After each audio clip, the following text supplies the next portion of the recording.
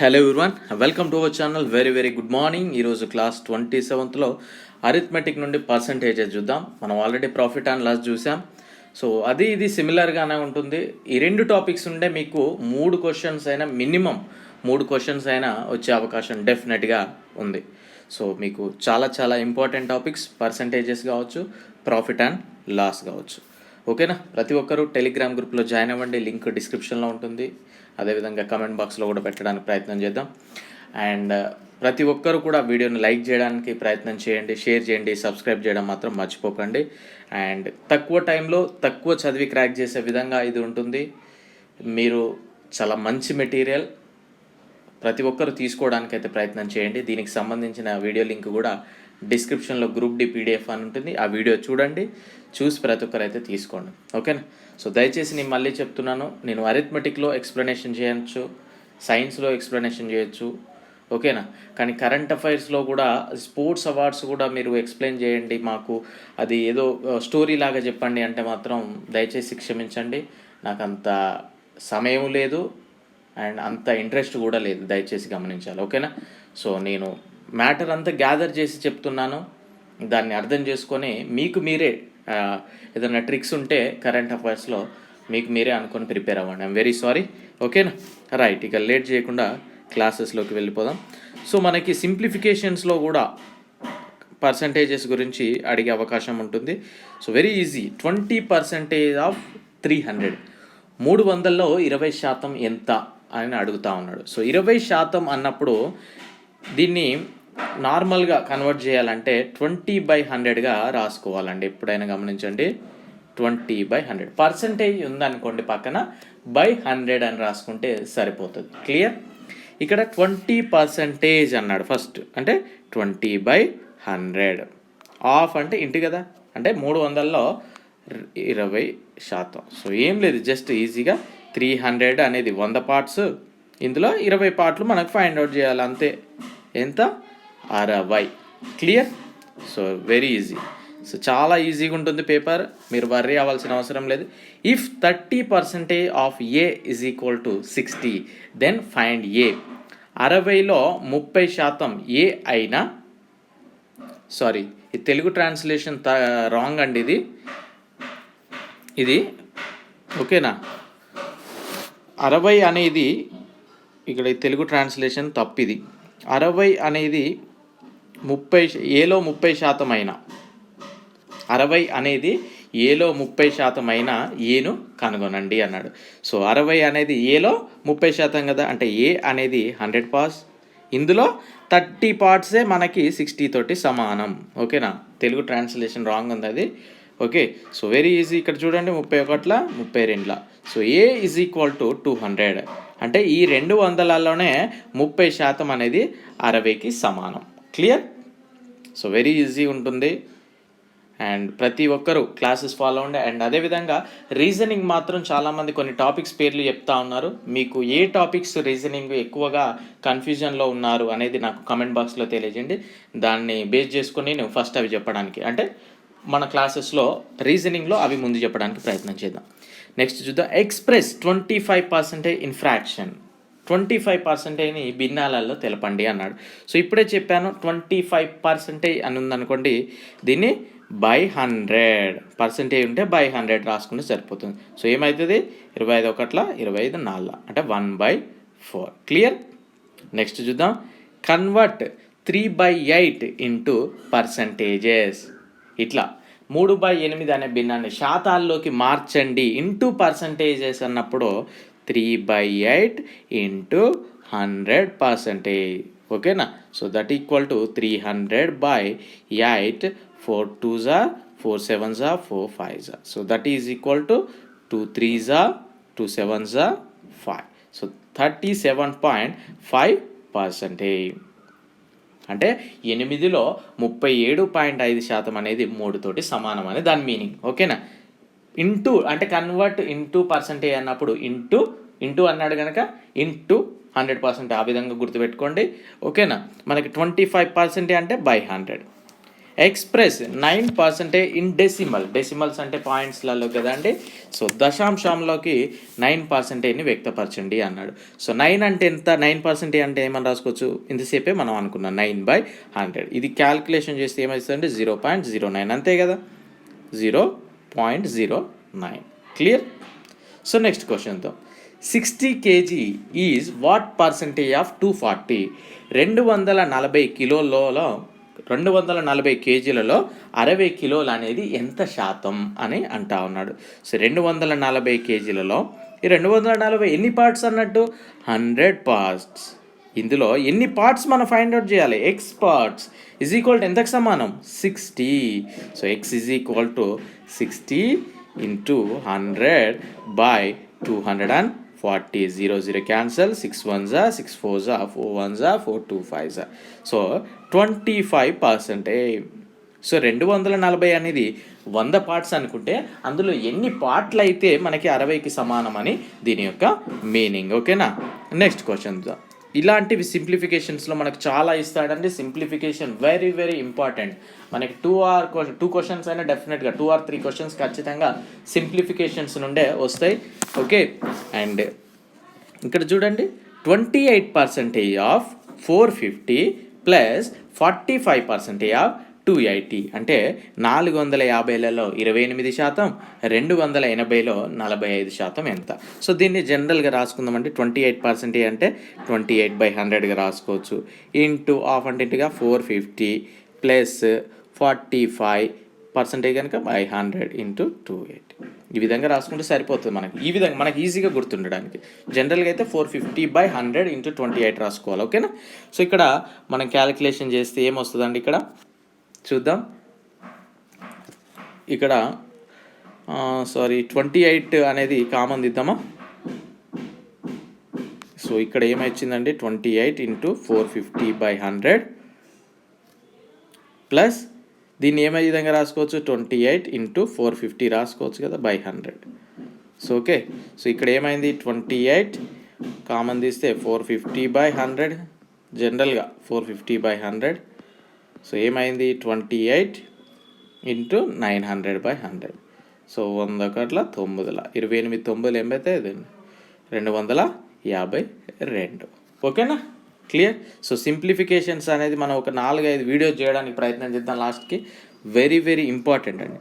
And question mark అంటే X percentage of 25 is equal to 2.125. ఏం లేదండి, 25లో ఎంత శాతం 2.125కి సమానం అన్నాడు. 25లో 25 అనేది 100 భాగాలు. ఇందులో ఎంత శాతం, ఎక్స్ శాతం ఎంతకి సమానం, 2.125. సో 25 ఒకట్ల 25 నాళ్ళ x percentage is equal to 2.125 into 4, that is equal to 8.5%. అంటే 8.5% ఆఫ్ 25 అనేది మనకి 2.125కి సమానం. ఓకేనా. సో ఇక్కడ చూడండిగా థియరీ పార్ట్ లాగా కొన్ని క్వశ్చన్స్ ఉన్నాయి. The monthly income of person is 8,000 rupees. If his income is increased by 20%, then what will be his new monthly income. ఇవి మనకి టేబుల్ ఫార్మేషన్లో కూడా లాస్ట్కి కొన్ని క్వశ్చన్స్ ఇస్తూ ఉంటాడంటే వెరీ వెరీ ఇంపార్టెంట్. ఒక వ్యక్తి యొక్క నెలసరి ఆదాయం అంట 8,000 రూపాయలు. అతని ఆదాయం 20% పెరిగితే అప్పుడు అతని కొత్త నెలసరి ఆదాయం ఎంత. So very easy. ఇప్పుడు శాలరీ ఎంత అండి, 8,000 రూపాయలు. క్లియర్, 8,000 రూపాయలు. సో ఇందులో 20% పెరిగింది. 20% పెరిగింది అంటే ఎంత అండి, వెరీ ఈజీ కదా. మనం ఏముంది, ఈ టైం వేస్ట్, 100 పాస్ ఇందులో 20 pass. So is equal to 8 రోజుల 1,600. సో 1,600 రూపాయలు శాలరీ అనేది పెరిగింది. వీని స్టార్టింగ్ వచ్చేసి 8,000 ప్లస్ 1,600 అంటే 9,600 రూపాయలు వీని ప్రజెంట్ శాలరీ. సో మెయిన్గా చాలామంది మిస్టేక్ చేసేది కూడా పర్సంటేజెస్ ప్రాఫిట్ అండ్ లాస్ ఉన్నాయి. ఇక్కడ పెద్ద కష్టం ఉండదు, కానీ మనం క్వశ్చన్ పూర్తిగా చదవకపోవడం వల్ల అక్కడ ఏది వచ్చిందో ఆన్సర్ అదే పెట్టేస్తాం. వాడు ఏం అడిగిండు అనేది మెయిన్. ఇప్పుడు 1,600 వచ్చిందని అదే పెట్టేయద్దు. అక్కడ ఏమన్నాడు, కొత్త శాలరీ ఎంత అని అడిగాడు. ఓకేనా, ఎంత పెరిగిందని అడగల. ఓకేనా. So right. Next question the price of computer is 2,000 rupees. What will be the price of computer after reduction of 25%. ఏమన్నాడు, కంప్యూటర్ ధర 2,000 రూపాయలు, 25% తగ్గింపు తర్వాత కంప్యూటర్ ధర ఎంత అవుతుంది? ఇవన్నీ మనం ప్రాఫిట్ అండ్ లాస్లో చూసాం కదా. సో ఏమన్నాడండి? 2,000 రూపాయలు. సో ఇలా 25% తగ్గింపు అంటే బై 4 అంటే 500 రూపీస్ తగ్గింది, అంతే కదా. అంటే 2,000 బై 100 ఇంటూ 25. సో 2 సున్నాలు 2 సున్నాలు 500 రూపాయలు తగ్గింది. సో ఇప్పుడు ఏమైంది? కొత్త కంప్యూటర్ ధర ఎంత అవుతుంది? 2,000 minus 500, that is equal 1,500.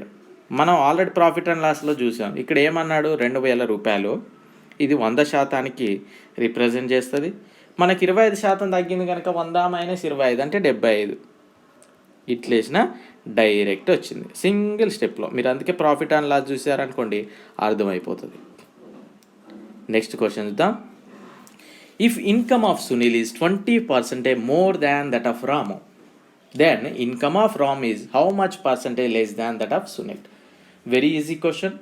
Ram కంటే సునీల్ ఆదాయం 20% ఎక్కువగా ఉంటే అప్పుడు రామ్ ఆదాయం సునీల్ కంటే ఎంత శాతం తక్కువ?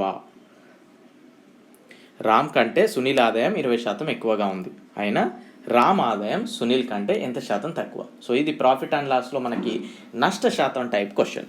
సో చూడండి, ఇక్కడ రామ్ కంటే సునీల్ ఆదాయం 20% ఎక్కువగా ఉంది. సో ఇక్కడ మనకి ఏది ఇవ్వలే. సో రామ్ గాని శాలరీ 100 రూపాయలు అనుకుందాం. అబ్బా 100 అని ఎందుకు అంటున్నా అంటే మనకి పర్సంటేజ్లో కానీ ప్రాఫిట్ అండ్ లాస్లో 100%గా రిప్రజెంట్ చేస్తాం కనుక 100 అని పెట్టుకున్నాం.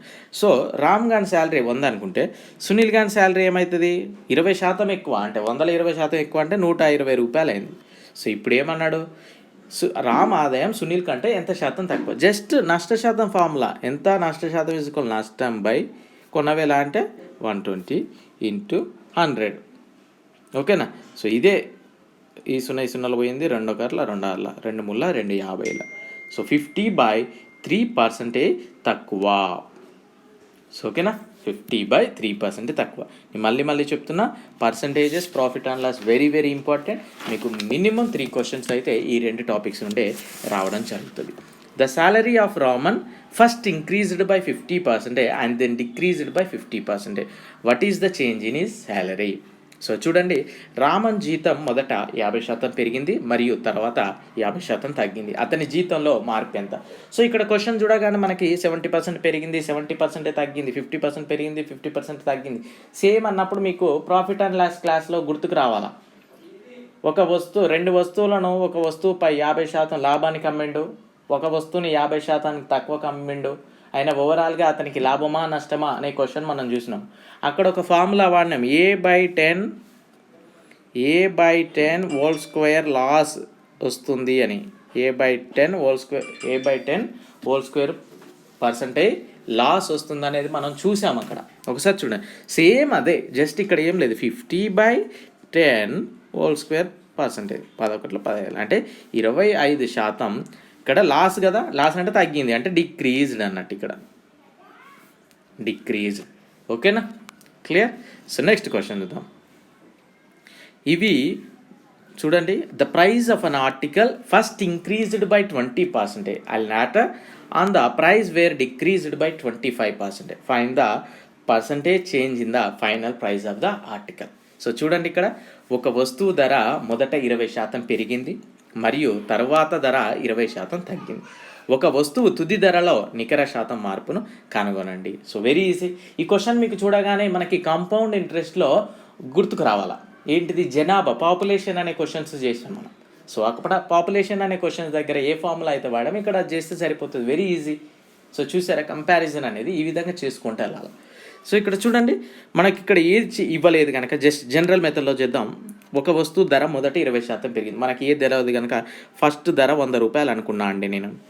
100లో 20% పెరిగినప్పుడు 120 అయింది. ఈ 120లో మళ్ళీ 25% తగ్గినప్పుడు ఎంత అవుతుంది? 120లో 25% అంటే 30 రూపాయలు తగ్గింది, అంటే 90 రూపాయలు అయింది. అంటే ఫస్ట్ 100 రూపాయలు ఉండే, తర్వాత 90 రూపాయలు. ఎంత తగ్గింది? 10% తగ్గింది. ఏమన్నా ఫార్ములా వాడినామా? ఏం వాడలే, జస్ట్ సింపుల్ మెథడ్లో వెళ్ళిపోతూనే ఉండాలి. ఓకే. సో దీనికి మనం నార్మల్గా చేసుకున్నట్లయితే ఒక 2 minutes p into 1 minus, first పెరిగింది కదా 1 ప్లస్ అన్నట్టు R1/100, సెకండ్ తగ్గింది కదా 1 మైనస్ R2/100. సో మీరు పాపులేషన్ వీడియో చూడండి, మీకు ఈజీగా స్ట్రైక్ అవుతుంది. సో p అనేది మనం 100 అనుకుందామండి. ఇక్కడ సో 100 1 ప్లస్ 20/100, ఇక్కడ 1 మైనస్ 25/100. సో ఇక్కడ ఏమవుతుంది 100 చేస్తే 120/100 ఇంటూ 75/100. సో ఇక్కడ ఇది క్యాన్సిల్ అయింది. 25 ముళ్ళ 25 నాలుగు 4 ఒకట్ల 4 30. సో 90 రూపాయలు అయింది అన్నట్టు. అంటే 100ది కాస్త 90 రూపాయలు అయితే తగ్గింది ఎంత 10%. ఓకేనా. సో ఈ విధంగా మనం చేసుకుంటూ వెళ్ళిపోవచ్చు. చాలా ఈజీ క్వశ్చన్స్ ఉంటాయి, మీరు వర్రీ అవ్వాల్సిన అవసరమే లేదు. నెక్స్ట్ క్వశ్చన్ చూద్దాం. If the price of sugar be raised by 40%. Very very important and చాలామందికి ఇవి చేయకుండా వదిలేసే క్వశ్చన్స్ ఈ రెండే ఇప్పుడు నేను చెప్పబోయే 14th and 15th. If the price of sugar be raised by 40%, by how much percentage must a householder reduce in consumption so as not to increase his expenditure? ఏమన్నాడు, చక్కెర ధర అంట 40% పెరిగింది, అయితే వాని బడ్జెట్లోనే కొనుక్కోవాలి అంటే ఆ చక్కెర ఎంత శాతం తగ్గియాలి అనేది క్వశ్చన్. ఓకేనా. సో ఇక్కడ జనరల్ మెథడ్లో ఫస్ట్ చేయడానికి ప్రయత్నం చేద్దాం. ఫస్ట్ జనరల్గా 100 గ్రామ్స్కి 100 రూపీస్ కాస్ట్ ఉండేదండి. 100 రూపీస్ కాస్ట్ ఉంటుంది. ఓకేనా. 100 గ్రామ్స్కి 100 రూపీస్ కాస్ట్ ఉండేది. జనరల్ మెథడ్ చెప్తున్నా వినండి. తర్వాత ఏమైంది, 100 గ్రామ్స్కి 40% పెరిగింది. అంటే 100లో 40% అంటే 140 రూపీస్ అయిందండి. 140 రూపీస్ అయింది. క్లియర్. సో ఇక్కడ 1 గ్రాముకి కాస్ట్ ఏమవుతుంది అప్పుడు 140/100 దట్ ఈక్వల్ టు 0 క్యాన్సిల్ అయిపోతే ఏమైంది ఇక్కడ 14/10 రూపీస్. ఇది 1 గ్రామ్ కాస్ట్. ఓకేనా, 1 గ్రామ్ కాస్ట్. సో 14/10 అనేది 1 గ్రామ్ కాస్ట్. సో వీడు ఎన్ని గ్రాములు కొనాలనేది మనం ఫైండ్ అవుట్ చేద్దాం first. So is equal to మన దగ్గర ఉన్నాయి 100 రూపాయలు. So x is equal to ఏమవుతుందండి, x is equal to 1000/14. So వానికి కొనుక్కునే గ్రామ్స్ ఎన్ని 1000/14 గ్రామ్స్ మాత్రమే వాడు కొనుక్కోగలడు. ఓకేనా. సో ఇక్కడ 1000/14 గ్రామ్స్.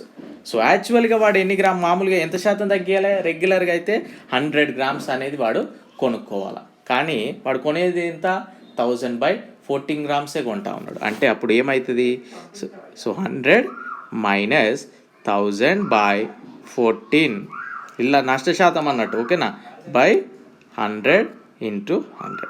సో ఏమవుతుంది ఇక్కడ 1400 మైనస్ 1000/100 ఇంటూ 14 ఇంటూ 100. సో ఇది క్యాన్సిల్ అవుతుంది.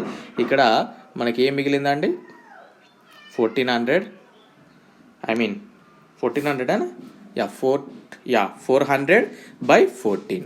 Clear. So 400/14 2 7s are 220. So 200/7% వాడు వినియోగాన్ని తగ్గించాలి. అంటే రెగ్యులర్గా కొనేదానికంటే 200/7% తగ్గిస్తే వాని బడ్జెట్లో కొనుక్కున్నట్లు. ఓకేనా. సో ఇది జనరల్ మెథడ్. దీనికి మనం ఎక్కువ ఫార్ములా చెప్పకపోయినప్పటికీ చిన్న చిన్న ఫార్ములాస్ నేర్చుకోవడానికి ప్రయత్నం చేయొచ్చు. ఒక 50-60 ట్రిక్స్ అయితే నేర్చుకుంటే నో వరీ. సో అందులో ఒక ట్రిక్ అనేది ఇక్కడ మనం చూద్దాం. సో ఈ విధంగా ఎక్కడ ఏమన్నాడు, ధర పెరిగింది వాని యొక్క వినియోగం తగ్గించండి అన్నప్పుడు మనం ఒక ఫార్ములా ఏంటిదంటే R/100 ప్లస్ R ఇంటూ 100%. ధర పెరిగింది అన్నప్పుడు ప్లస్ పెట్టుకోండి. ఓకేనా. ధర పెరిగింది అన్నప్పుడు ప్లస్ పెట్టుకొని కన్సంప్షన్ తగ్గియాలి కనుక R is equal to 40, 100 plus 40 140 into 100. So ఇది క్యాన్సిల్ అయితే so 400/14 that equal to 2 7s are 200. So 200/7%, miss అయిపోయింది ఇక్కడ, ఇదేనా, ఇది కాదు క్వశ్చన్, రైట్. మీరు బ్యాక్ వెళ్ళిపోండి. 200/7% అనేది వాడు రెగ్యులర్గా వినియోగాన్ని తగ్గించాలి, అంతే కదా. సో నెక్స్ట్ క్వశ్చన్ చూద్దాం ఒక్కసారి, ఇంకొకటి చూసేసి మనం నెక్స్ట్ క్లాస్లో క్లోజ్ చేసేద్దాం పర్సంటేజెస్.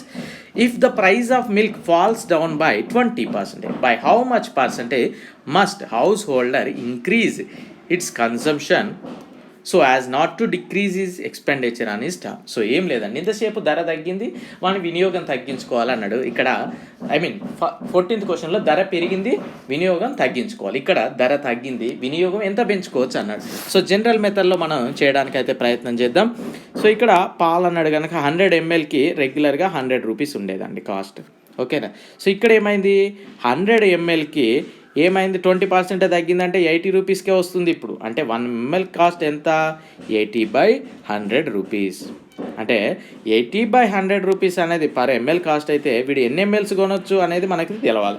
మొత్తం ఎంత ఉంది వీనికి అక్కడ 100 రూపీస్. సో ఇది క్యాన్సల్ అండ్ ఏమవుతుంది 2 4 2 5 సో 500/4 వచ్చింది.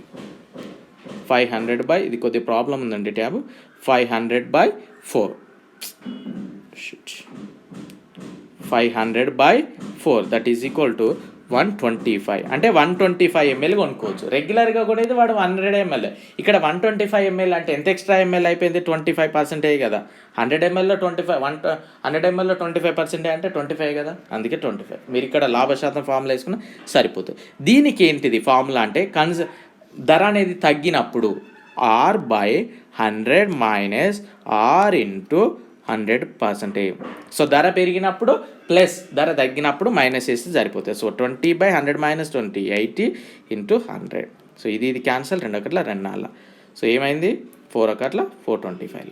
సో 25% అనేది వాడు ఎక్కువ తీసుకోవచ్చు. ఓకేనా. సో ఇది ఈరోజు క్లాస్ అండ్ డెఫినెట్గా వీడియో లైక్ చేయడానికి ప్రయత్నం చేయండి. Wish good luck. Thank you all the very